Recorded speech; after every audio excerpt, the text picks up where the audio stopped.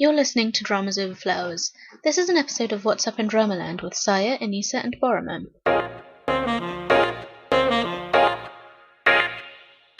Hi, thanks for joining us. I'm Saya.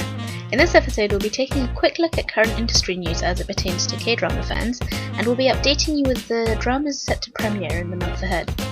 This podcast is a project by fans for fans. If you want to be a part of making that dream grow, there are a whole lot of ways you can help. You can share our episodes on fan sites and social media, talk about the podcast to your K-drama loving friends, or leave a review on iTunes or whichever app or platform that you use to listen to us.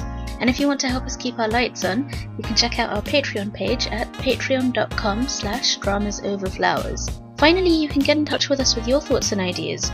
We're always reading the comments on YouTube and Drama Beans, but you can also tweet at us at dramasoverflow or email us at dramasoverflowers@gmail.com. And that's it from me. Enjoy the episode and tell us what you're looking forward to. Bye.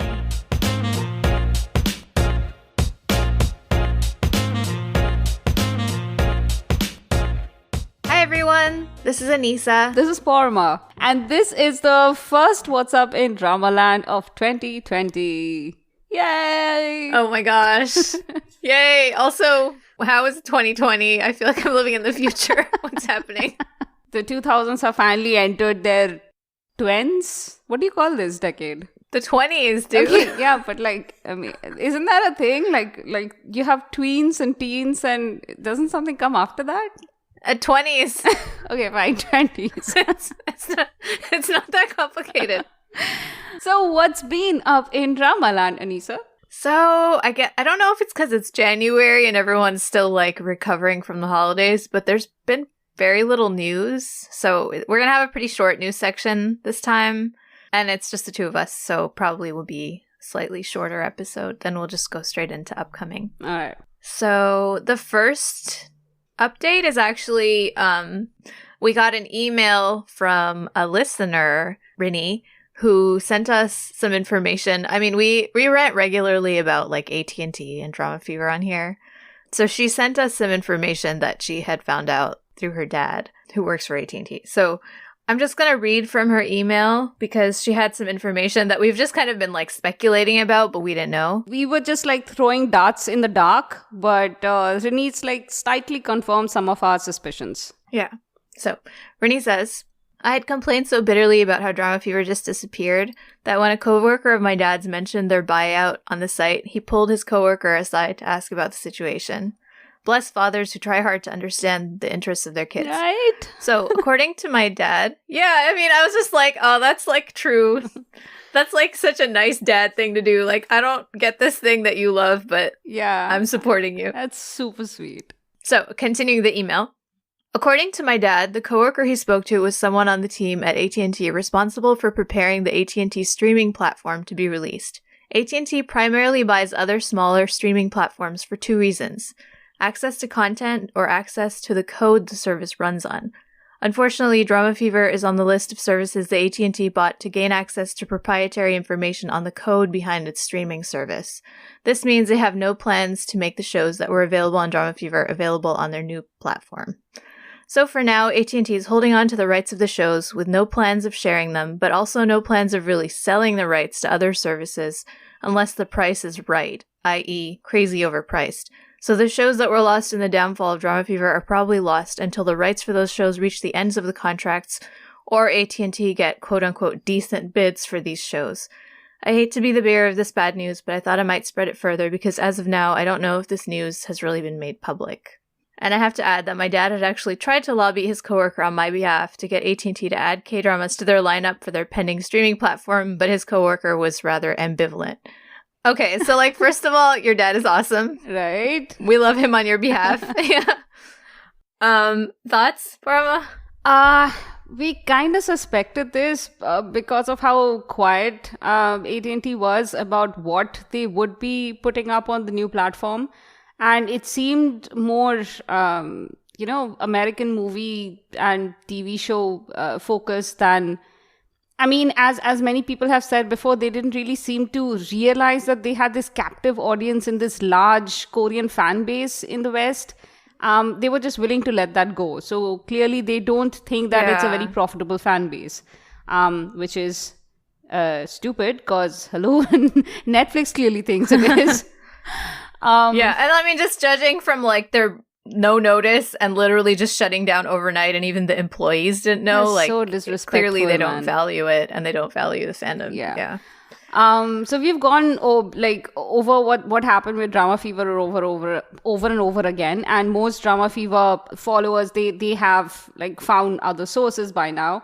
But many of us held on to the hopes that the older dramas that are not available in other platforms, because DF had the rights to it, would be made public, like in the new AT&T platform. But so it's kind of really sad that it's almost petty the way they're just holding on to it.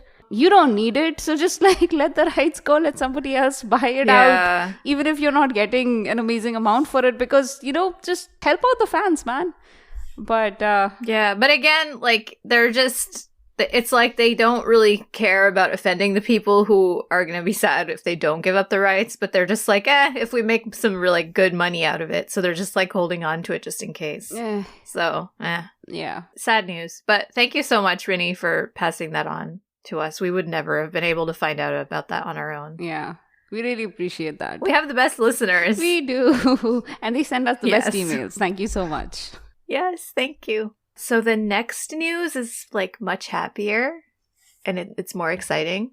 I've been very excitedly following Parasite's, meteoric rise in the public consciousness. I don't know if it's had this kind of success where you are, Burma, but like in the US, since its premiere in October, people have just been like raving about this movie. Like, people who don't watch movies with subtitles, people who don't really watch that many movies, like, people have to really been, like, not just critics, but normal people.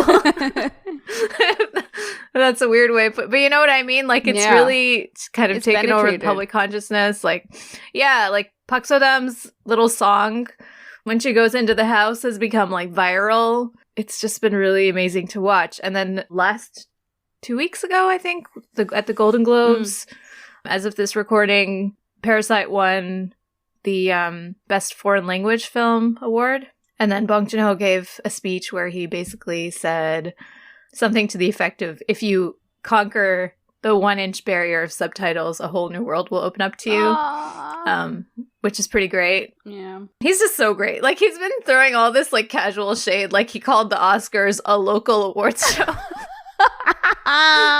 It's great. And then, like, there's this one interview online by I think Alex Jung, where he also like throws shade on Harvey Weinstein. It's just great. He's just such a great interview.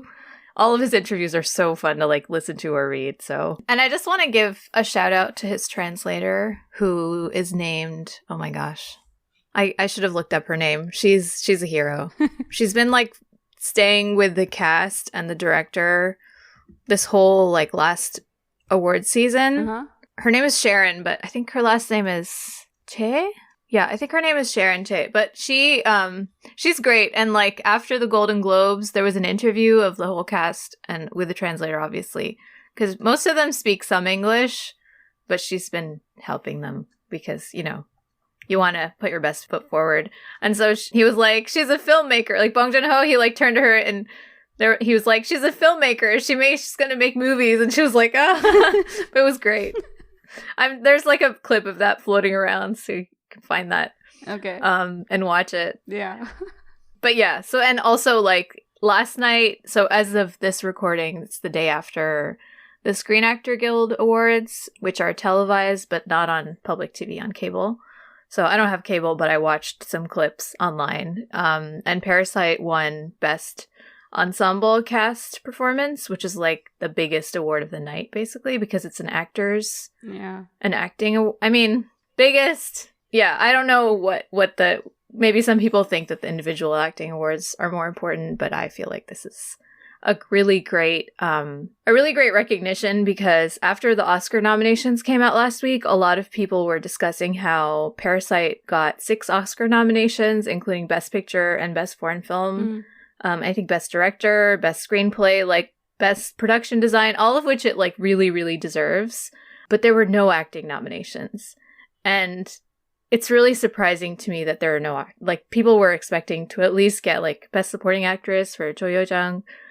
But there's some really great articles about that online and how it kind of plays into this racist stereotype that Americans have about, like, Asians all kind of looking the same and Asians not being very expressive. Yeah. So it's really nice in light of that to see the Guild of Actors who are the best qualified to judge to give this cast an ensemble award. And they totally deserved it. And Song Kang-ho's speech was pretty great too. But yeah, it just made me really happy. There's also been an announcement after, I think it was either after the Golden Globes or after the Oscar nominations dropped, the news came out about how Bong Joon-ho is making a spin-off TV series of Parasite for HBO with Adam McKay. Whoa, okay. And they haven't decided if it's going to be in English or Korean yet, but they're talking, so that's interesting. So I hope it's Korean, because adaptations of, like, really good Korean movies to, like, when they Americanize it and it's, you know what you're talking about the language. Sorry, I was thinking in terms of casting and story, because I don't know, have any of them ever done well? I can't think of a single one. They have not. Yeah. No, they have not. Except, I mean, I guess you could say that Snowpiercer was kind of, but it's not an adaptation. It was originally created as sort of this international project. So that's a little different. But yeah, he was saying we don't know yet if it's going to be set in Korea or in the United States. So I'm guessing that includes both setting, cast, language, all of that. Okay. So yeah, I would much rather see it be in Korean, set in Korea. But I'm glad that they are keeping the original director, because without Bong Joon-ho, I don't think it would have any chance whatsoever. They would lose track of the original vision. That's true. I also find that his work in English is not quite as dynamic and electric as his work in Korean. Like Okja. Even, you know, like with Okja, for example. Yeah, like, he is so good. And I mean, he's still good when it's in English and he's directing English-speaking actors. But his the stuff that he does in Korean is so genius that it's just like, why go for something less when you can have something more? True. So I don't know, but Adam McKay is also like a really smart, funny director. So, and who does like really sharp social satire. So it's an interesting team up, I think. I would much rather watch this, whatever they produce, than the adaptation of Train to Busan, which is apparently coming up. So, oh God, yeah. I'm like, but why? We already have a Train to Busan, and there's no reason. Yeah, everyone who wants to see that has seen it in Korean and enjoyed it. Like, the proper market for it has already found Train to Busan. It's on Netflix. My uncle, who rarely watches anything, basically he's never watched anything East Asian ever. He's watched Train to Busan. So yeah, I don't. Yeah, it was very popular. I don't understand this. Like, if it's popular, we must remake it in English. Yeah, it's ridiculous. Yeah. But anyway, do you have anything else to add on the Parasite story? I just want to say that people should listen to our review episode, the Spoiled Yak, that you and Refresh Demon did on Parasite. We just released it, so please go listen to it. It's very interesting. And yeah, that's it. Yeah, we had a lot of fun recording and that. Go watch I just the want to movie. give a shout out. Yeah, watch the movie. If we haven't said that yet, you must. If you only watch one Korean movie this year, it has to be that one. Yeah, it's so good.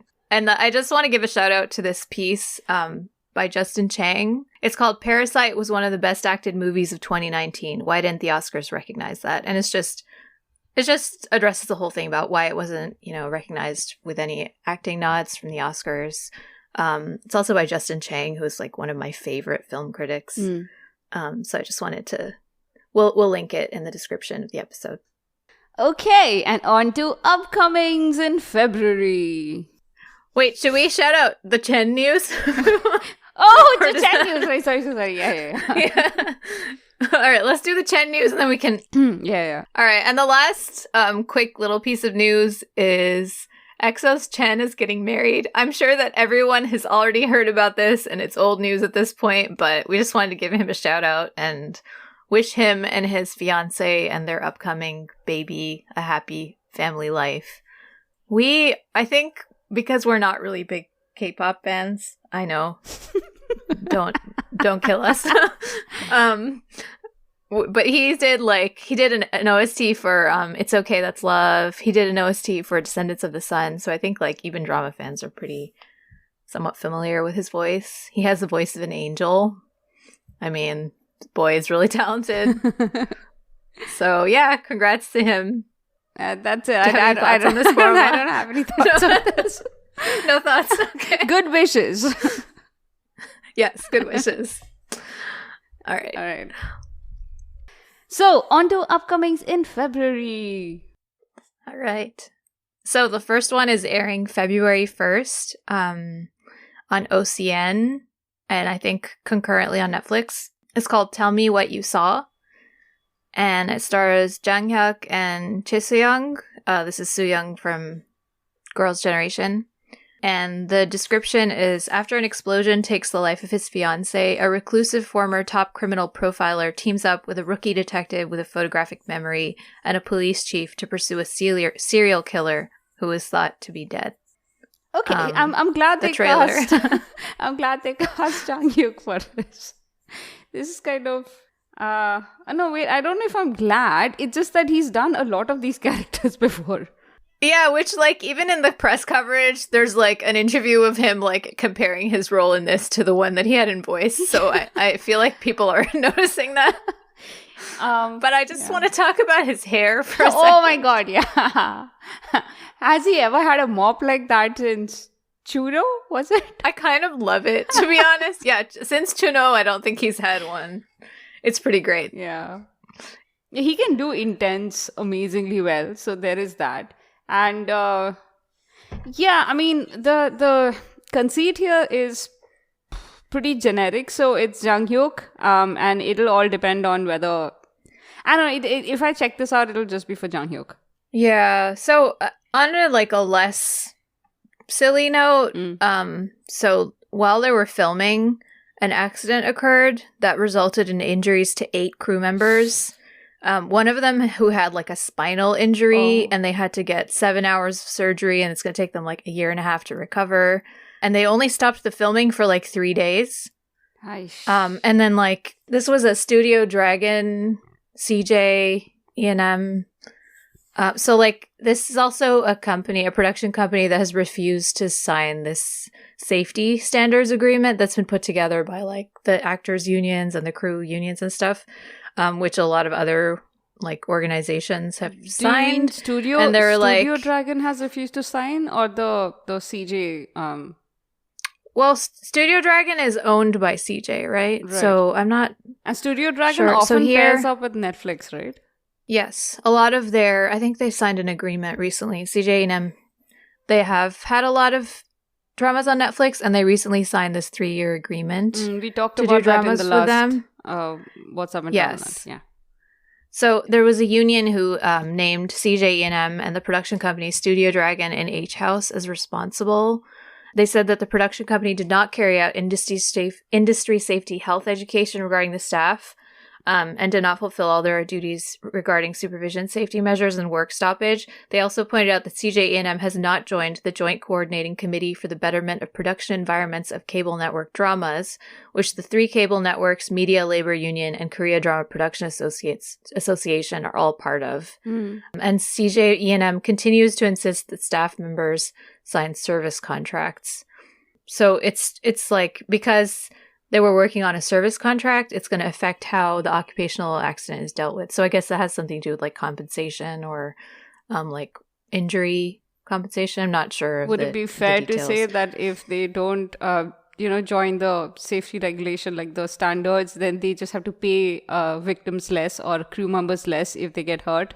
Yeah, or like they aren't really following those to begin with. Yeah. So, and then like their statement is you can go online and read the statement, but it's very like, oh, we stopped work. We're very sorry. We're looking into it. Like we wish the staff member quick recovery of health. It's just no. Yeah. We know.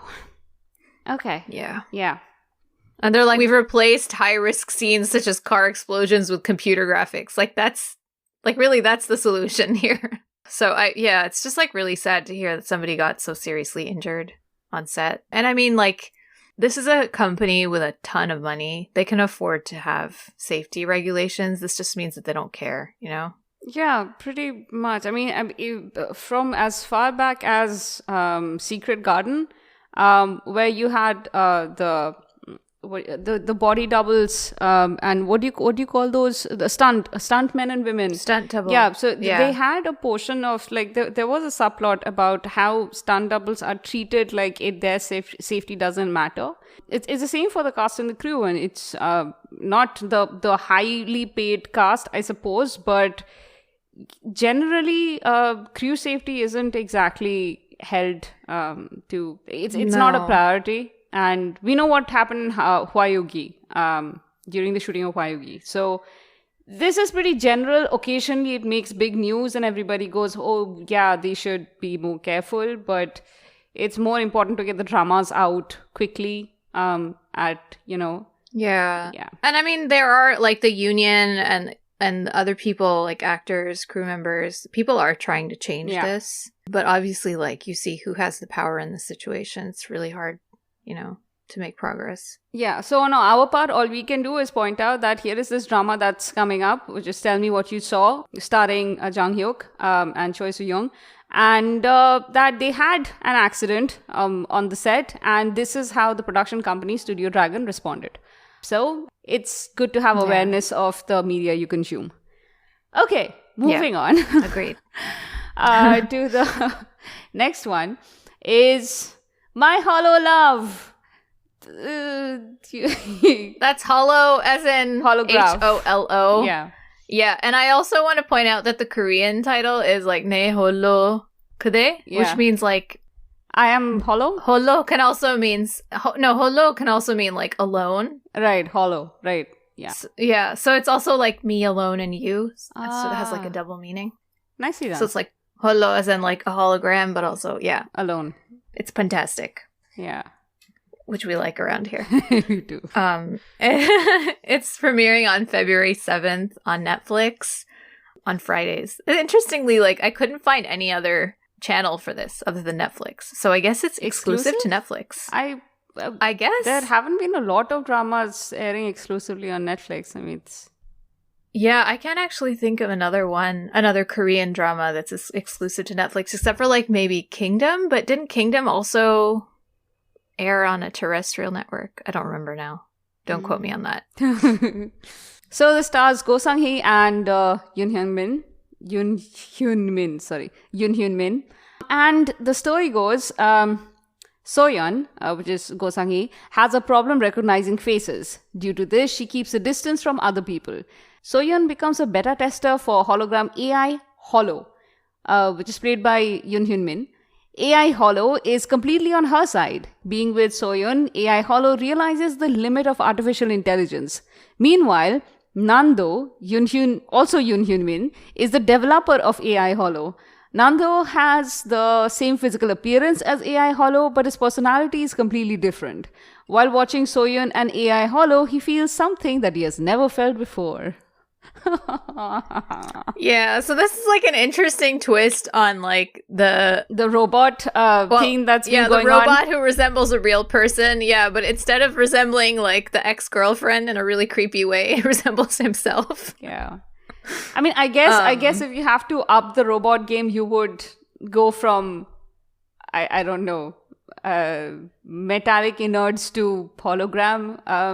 I guess that's different. I guess, but in a way it's like not an upgrade. You're going backwards because it's a hologram that you can't like feel or touch and who can't affect you. So like at least with the other robot boyfriends, they can't have an emotional connection with you necessarily, but like they can physically like save your life or, you know, like help you with your But I think maybe I like this better. Toting. I think maybe I like this better simply because the focus, at least from the name of the story and the first few lines of the description, it seems to be on the the emotions of the lead female here, Soyeon. Like she feels alone and she becomes a beta tester for this AI program and she befriends Holo, and as they interact and he becomes a companion for her, I suppose that fills in an emotional need. I suppose that is the focus, which is great. So I mean, if they are going to explore themes of loneliness and different ways of finding companionships in the world, that's one thing. But the trailer, at the end of the trailer, she leans in and attempts to kiss her hologram, and the kiss lands on a human, and she's like, "What? Who are you?" And it's the developer, clearly. So here is a romance angle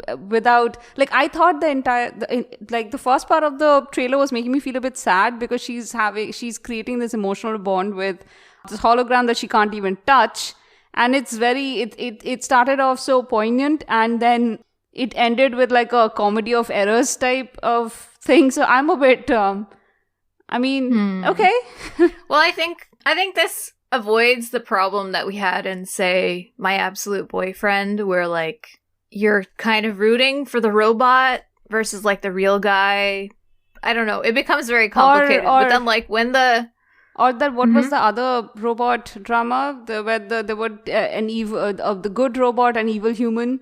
Was it I Am Human? I'm a Human Too. I'm a Human Too. Right. So it again, that issue with, falling in love with a robot. How will we ever be together? And also, like, it's that a problem was avoided in a really intelligent way by I'm Not a Robot, where like it's actually a woman. Yeah, there is no robot. Like, the robot is actually the heroine. Yeah, exactly.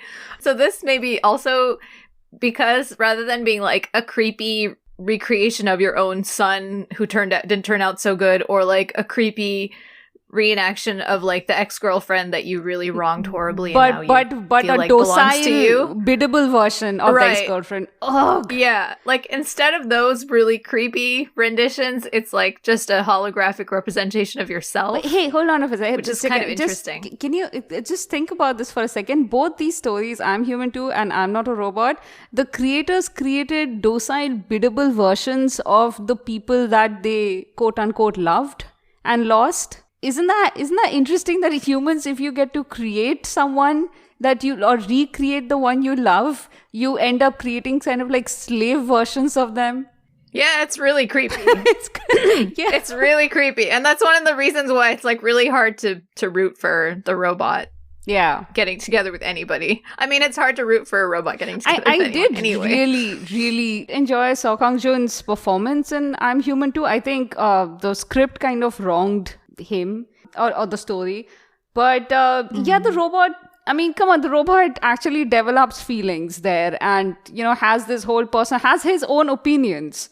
So it's, that was actually a pretty enjoyable, but I don't think that's the route they are gonna go down with this particular drama. This one seems to be more about the realization of, or some kind of a epiphany that comes to the developer who perhaps, doesn't allow himself to feel much or something, like some generic drama alpha man pain thing. And since like the hologram, from the description, it seems like the hologram is going to have like a limited ability to interact, that conflict probably won't come into play of like, oh, but the hologram is better than the actual human being. What do we do now? I mean, they're basically... so then it'll be like... They're giving the hologram the job of the second lead. A second lead establishing decent human behavior since 1980s or something.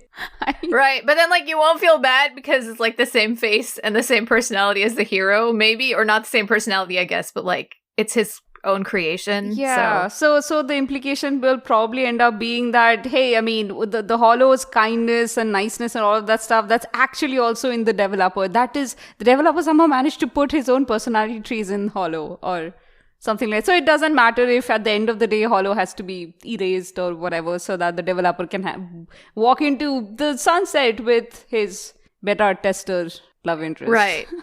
And then we can watch this and see how completely wrong we were. Okay, I'm happy to be wrong. I would rather be cynical now and then be proved wrong than to have like so many hopes and then have like the stars crash landing on them. Oh, get it? Yeah. Do you get it? Yeah. Okay. Yeah. Oh God, that drama is still a trauma for me. So one last thing that I want to mention about this is the director Lee Sang-yup from Familiar Wife, and screenwriter Yoo Young-jae from who co-wrote Psychopath Diary. I haven't seen Psychopath Diary, but like Familiar Wife was really beautifully directed. I love that drama, but the directing was great, so I think that's a good sign. The next one is The Cursed. February 10th, TVN. It's shorter. It's 12 episodes and it airs on Monday, Tuesday. It stars Ji-won, Sung Dong-il, and Jo Min-soo. It's about a reporter who is out to do the right thing. She covers a violent case involving Forest, the biggest IT company in South Korea. The chairman of Forest is Jin Jong-hyun, who I think is played by Sung Dong-il, I think. He relies heavily on shamanism. During her investigation, she learns of a spiritual consulting company that is affiliated with Forest. The head of that affiliate company is Jin Kyung. While trying to reveal the secret behind Forest, she meets Sojin. She is possessed by a spirit, and she has a special ability. I'm not watching this. Yeah. I'm just saying. I'm sorry, I zoned out while you were reading that. Well, I was talking about like demonic possession and spiritual consulting companies. Yeah. Oh, one interesting thing about this story, we were just talking about Train to Busan, but the screenwriter of this is actually better known for his work as a director, and he directed Train to Busan, among other things. Okay. So that's interesting. That's more than interesting. That actually possibly makes this potentially good, which would be nice.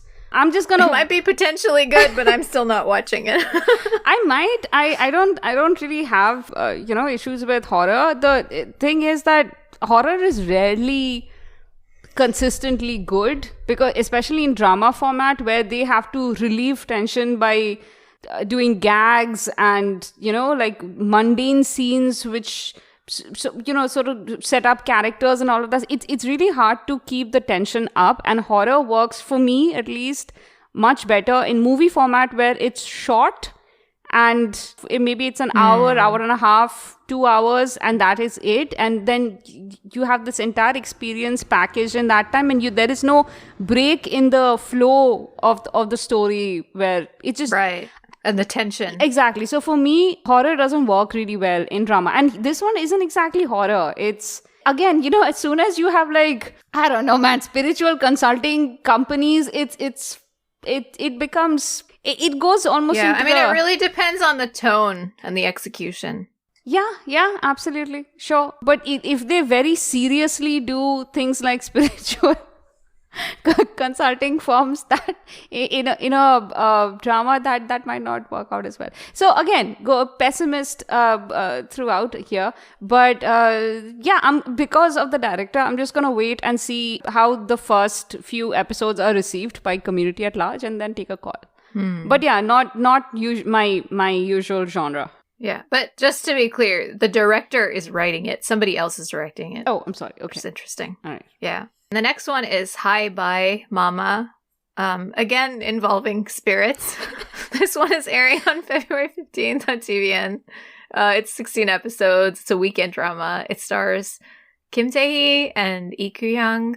And it's the story of a mother who died 5 years ago, and she comes back for a 49-day project of reincarnation. So her husband is just starting to heal from losing his wife, and she comes back. Oh, God. This sounds horrible. Okay. It's the screenwriter of Go Back Couple and the director of Abyss and The Smile Has Left Your Eyes, which, like, I cannot compute that those two were directed by the same person. Any thoughts? Okay, so when the dead wife comes back, the new husband has already married. But does not seem to be too involved in the household, so he's probably emotionally checked out. So this seems to be like the ex-wife in ghost form, or maybe in a new form, comes in and kind of tries to mend her husband's emotional state so that he can have a happier life. That seems to be with new wife. That seems to be where the story is going. I'm not entirely clear, but sorry, that just made me think of No Life Without Wife. Oh my. Okay, would anybody but Desi viewers get that reference? I was reading some thread on Twitter about which Pride and Prejudice version is better, the Keira Knightley or the Jennifer Ely version, and then somebody was like, but nobody is talking about Pride and Prejudice, and then somebody responded, there's no life without wife. Oh my god. It was great. Yeah. I'm sorry. I apologize. No, I mean, I think at least once in your life you should watch Pride and Prejudice for the cringe fest. And I mean, it's directed by an Indian, but like she's clearly forgotten what Bollywood movies are because she's made the most. Okay, never mind. Yeah, I really enjoyed Pride and Prejudice when it came out, but it has no connection with how Bollywood movies are made or what they are. You know, how the story structure works. The random bursts of music is not exactly. I mean, oh wow, we went off on a tangent there. No, yeah, absolutely. So the references from that movie. Moving on. I'm sorry, that was my fault. Yeah. Okay. So wife comes back and wants to make her husband happy with the new wife. Okay. So this seems to the trailer at least has comedy elements. So this drama seems to be less about horror and more about probably closure. Yeah. Yeah. So. Hopefully it kind of seemed a bit funny, so it might be more self-aware and therefore fun to watch. Yeah, and it's I like funny Kim Tae-hee better than sad melodrama. Oh yeah, Kim Tae-hee, absolutely. Personally, yeah. And her last show was pretty melodramatic. Like her last drama was 5 years ago. She did Youngpal. Oh, Youngpal. Yeah, exactly. So anyway, yeah, there's that. You want to do the next one? So the next one is Hyena, which is airing on February 21st, SBS and Netflix. Possibly 16 episodes, Friday, Saturday. So it stars Kim Hae-soo and Joo Ji-hoon. The story goes that you have these two lawyers who are working for the top 1% of society. Oh yeah, Jang Kyung-ja is a lawyer who is after money only. She wins her cases using any means necessary. And you have Yoon Hee-jae. And you have Yoon Hee-jae, who is an elite lawyer who is smart and confident at his job. This is not a story description. What am I supposed to understand from this? Yeah, basically they were just both like really cutthroat lawyers. Good for who work them. for rich people. Yeah, and like if you even the trailer is just them being like really cutthroat lawyers. Yeah, with just like intercutting with hyenas attacking prey, like scenes from like the Discovery Channel. So just in case you didn't get the metaphor and needed to be like hit over the head with it multiple times. Yeah. Yeah. So what also is like really baffling to me is that this director was a co-director on both You Who Came from the Stars and Tree with Deep Roots. Why is it baffling? I don't know. Like those were a lot more understated, and this is just like hyenas. They're lawyers. Get it? To be fair, he's probably not the one who cut together the trailer. Yeah, I guess. I mean, maybe this is his or her first, most likely his first solo directorial project. We don't know. I mean, I'm not sure, but I think it might be. Okay, so Should be interesting. Let's see. Yeah. What? Okay, so this seems something like a courtroom drama-y thing where you probably gonna. Something awful is going to happen, and then bad or immoral lawyers will have to figure out if they want to be on the side of right and help people or something. Right. Yeah. Maybe they'll dig into a case that's like much bigger than they thought. Yeah. Again, not my cup of anything. I mean, I like courtroom dramas, but usually if it's about more than just the courtroom. Which I mean the character descriptions are not really giving us much to chew on. No, so. I would want to know more about the story itself, which we don't have, and Hyena's ripping animals apart doesn't give us an insight. So okay, yeah, so full marks on getting the theme across though.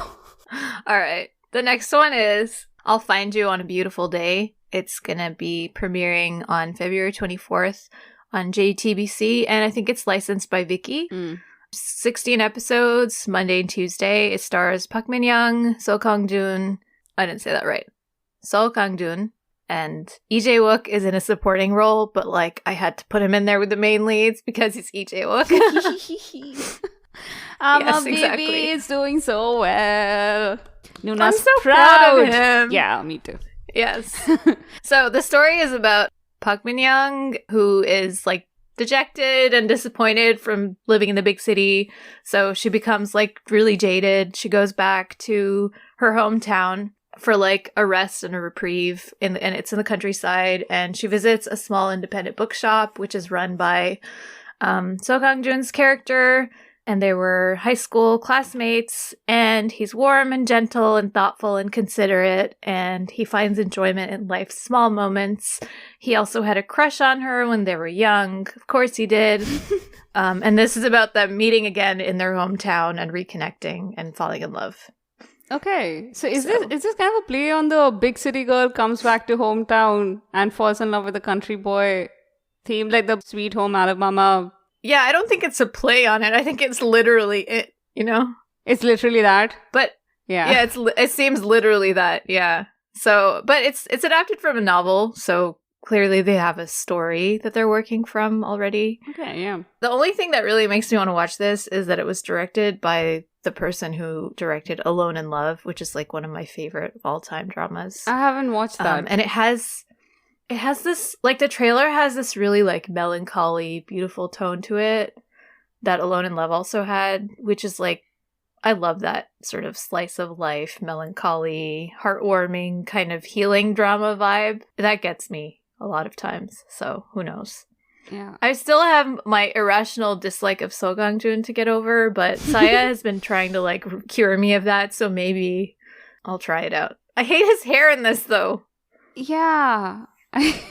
What? Why? Like, let the boy have his forehead. Anyway, are you excited for this? Wait, hold on. So Kang-joon is the robot boy, right? He's a robot boy, yeah. Yeah, okay. Am I excited about it? It's a Park Min-young drama. I'm going to watch. I don't have a choice about it. So there is also EJ Wook. So Kang-joon, again, I have never felt one way or the other about it. Really enjoyed his performance as the robot and also the evil human original in I'm a Human Too. But aside from that, I am not super into his work. So yeah, okay, no opinion on him. The story itself is, again, all down to execution. I suppose I'm not going to be too pessimistic about it because Park Min-young has shown an uncanny ability to hone in on projects where the heartwarming quotient is just off the charts. So I have just one wish when it comes to this stuff. Please don't let this start as Park Min-young's story and then end up being So Kang-joon's story. That's one. And yes, please, God, thank you.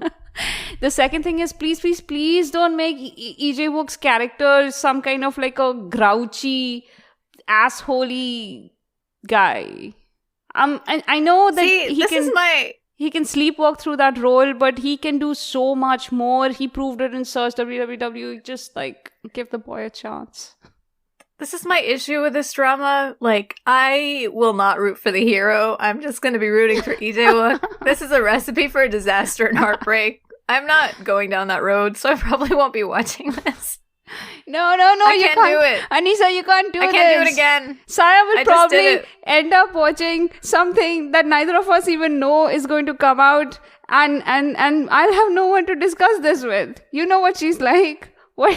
Anisa, you have to watch this with me. Well, if I do, I'm probably not going to watch anything until I've submitted my thesis. So Okay. maybe after that, I will. I cannot argue with that.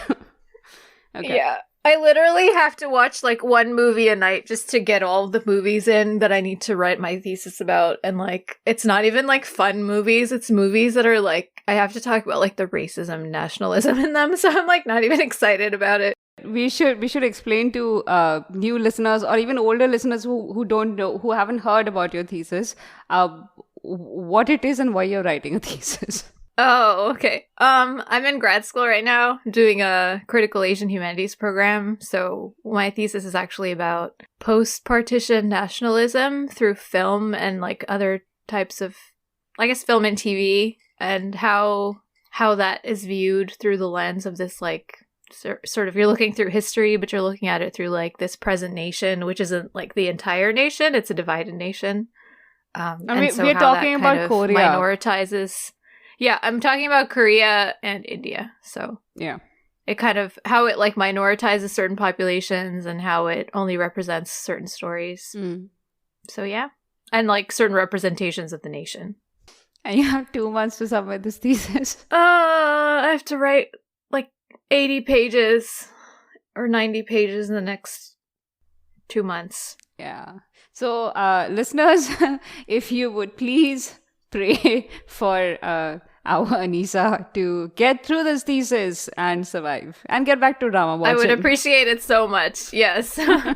Thanks for this little detour in our excitement for upcoming shows, which I will not be watching. So I can still be excited about them for when I do eventually get around to watching them. Yeah. So, okay. So on that note, yeah. yes. The last drama for February is Wise Doctor Life, which doesn't actually have a proper trailer. What they did was they cut from scenes from previous dramas done by the same team, and the Reply series is in it. And I think Reply series comprises all of it, actually. And they were like, this team is bringing you something new. That's what we've got. So this one's releasing on February 29th. So probably, first part of February, we're going to get an actual teaser or trailer. It's going to air on TVN. 16 episodes, releases on Fridays. It stars Jo Jung-suk, Kim Dae-myung, Jung Kyung-ho. I should have let you do this. There's too many names. Do you want me to? No. I can't. I will get through it. Okay. 2 more. You're doing well. Yoo Yeon-suk and John Mido. John Mido?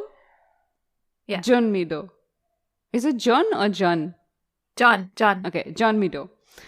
I'm going to keep my fumbling in, listeners, because as much as I am trying to learn Korean and not being very diligent about it, the names always trip me up no matter how much I'm practicing. And I know this is true for a lot of international viewers, so do not feel ashamed of fumbling over names. We can get through it. I think it's also hard because Korean doesn't romanize very well into English. Yeah. And so like a lot of times you can see the same name romanized like multiple different ways, or like you'll have the same sound romanized differently in different names. And so it's really hard to like know consistently unless you can read the original Hangul, whether like you're actually pronouncing it correctly. So it's hard.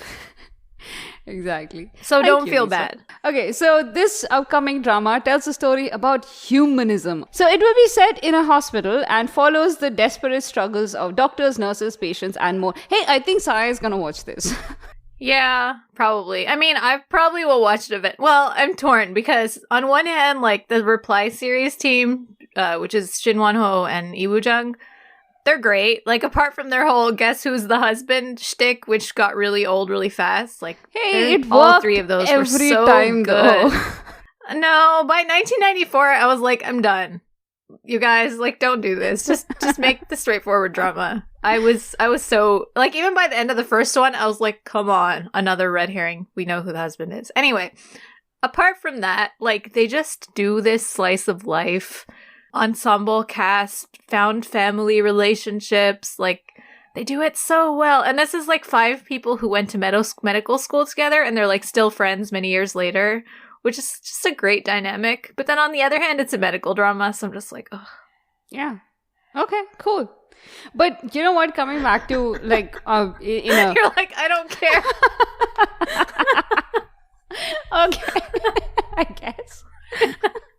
But I have to be honest, I used to enjoy medical dramas a lot, and then you had a slew of medical dramas come up and I kind of lost interest because there were just so many of them, and I just like, yeah, you kind of feel glutted at some point.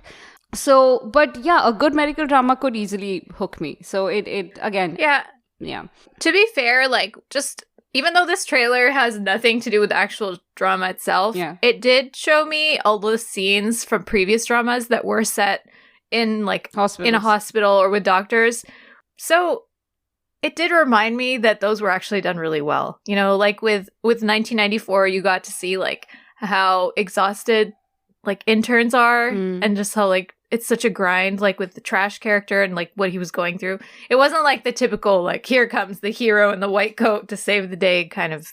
Yeah, that's actually a really good point. But, so my favorite one, the one that I've rewatched so many times, is Reply in 1997. And I distinctly remember all of the hospital scenes. There were like two major ones. I mean, one where you had Seo In-guk with a sort of a bum arm in the hospital. And then another time when the father of one of the leads is diagnosed with cancer. Yeah. And he's in the cancer ward, and it's just how depressing it can get while you're getting treatment. It's just that whole. I thought it was really nicely done. Anyway, so yeah, I do remember those scenes, and you're right. It didn't occur to me that they had they had specifically spliced out scenes just from the hospital scenes from the Reply series, and yeah, they had handled it well. Clearly, there is story there that they want to tell. So. Okay, you know what? Now I'm getting excited about this. Yeah, I think I am probably going to watch this eventually. I just have a lot of personal feelings around like doctors and hospitals that make it difficult for me to watch medical dramas, but probably this one will be one where like eventually I'll give in and watch it and I'll probably like cry through the entire thing and then it'll take me like days to recover.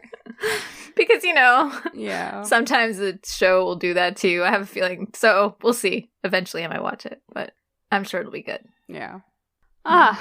Okay. So and this director also did Prison Playbook, but it was a different writer. So okay, but Prison Playbook was directed really well.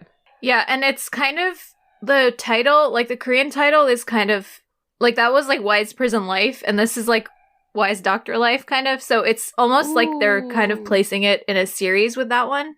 From the title, although I didn't see any official, like, oh, this is a series but kind of thing. Makes total sense. That's, okay, yeah, whoa, nice. So if you liked that one, this is probably going to be I did. In the same after a year of avoiding watching it because it was so hyped up at the time, I finally started watching it. I'm really enjoying it. So, yeah. And, like, you have Jung Kyung-ho coming back in this, you have Yoo Yeon-suk coming back in this, who have both done previous projects with this director. And you remember Yoo Yeon-suk from 94, right? Yeah. Chilbongi. Yeah. And then like Jo Jung-suk, he's Jo Jung-suk. Like, we love him. He's amazing. So yeah, I'm sure he'll be great. He'll rip our hearts out by their little strings, throw them on the floor, stamp on them, and we'll love the whole thing. Okay, yeah. So I guess in this entire list, this is the one that I'm expecting the most heart stabs quality from? Yeah, quality heart from. Stabs. And also quality heart stabs. Quality heart stabs. And also, I'll Find You on a Beautiful Day just because, you know, like I said, Park Min-young, a romance. I mean, I don't know what else to say. It's... Yeah, I agree with you on Why is Doctor Life, which will probably be renamed something else by the time we actually talk about it on Yak. Yeah, that is possible. I feel like the official English title hasn't come out. Okay.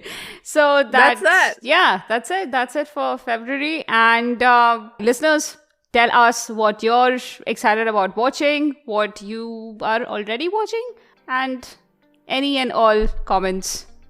Okay, Anisa, please do this. I'm watching this up. Yeah, like sorry for last month where we didn't have a What's Up in Dramaland for the January premieres and news. We just weren't able to. It was very hectic at the end of the year. We were doing like year-end yak. We were doing our end of the decade posts. We were doing our end of the year stuff. So it just got really hectic. But hopefully you'll enjoy this one. Tell us what you're excited for. Tell us what you're watching, and we'll see you in the yak. Bye. Bye.